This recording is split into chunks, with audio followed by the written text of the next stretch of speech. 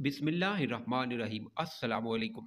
एक दरवेश तंगदस्ती में मुब्तला हुआ तो उसने अपने एक दोस्त के घर से कंबल चुरा लिया और उसे फ़रोख्त करके अपनी ज़रूरियात पूरी कर ली।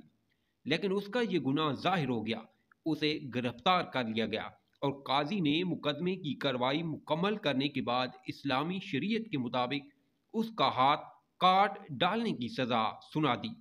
जिस शख्स का कमल चुराया गया था, जब उसे पता चला कि मेरे दोस्त का हाथ काटा जाएगा, तो वो काजी की अदालत में हाजिर हुआ और सिफारिश की कि काजी साहिब, मेहरबानी करके इसे सज़ा ना दीजिए।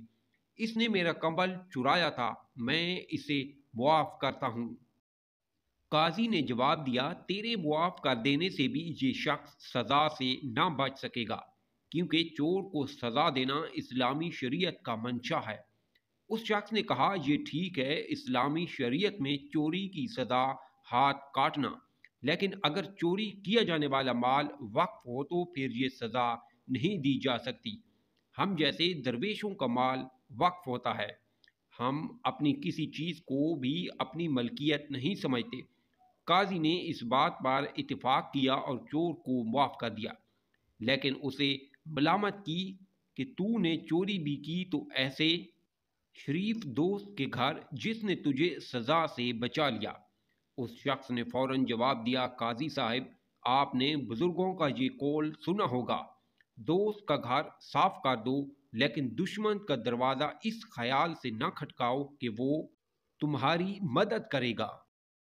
बुरा वक्त आ पड़े तो अहले हिम्मत का तरीका है, उतरवाते हैं कपड़े दोस्तों की खाल दुश्मन की। वजाहत, इस हिकायत में हज़रत सादी कायरीन को एक ऐसे नतीजे की तरफ ले गए हैं जो बज़ाहिर इस्लामी फ़लसफ़ा हयात से टकराता है।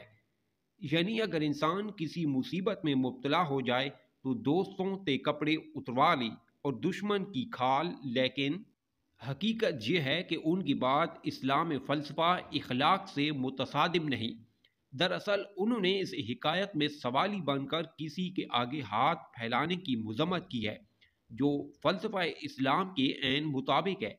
बअल्फाज दीगर, खुददार और शरीफ लोगों के नज़दीक भिखारी बनकर हाथ फैलाना चोरी के गुनाह से भी बुरा है। अगर आप मेरे चैनल पर न्यू हैं तो प्लीज़ चैनल को सब्सक्राइब ज़रूर करें।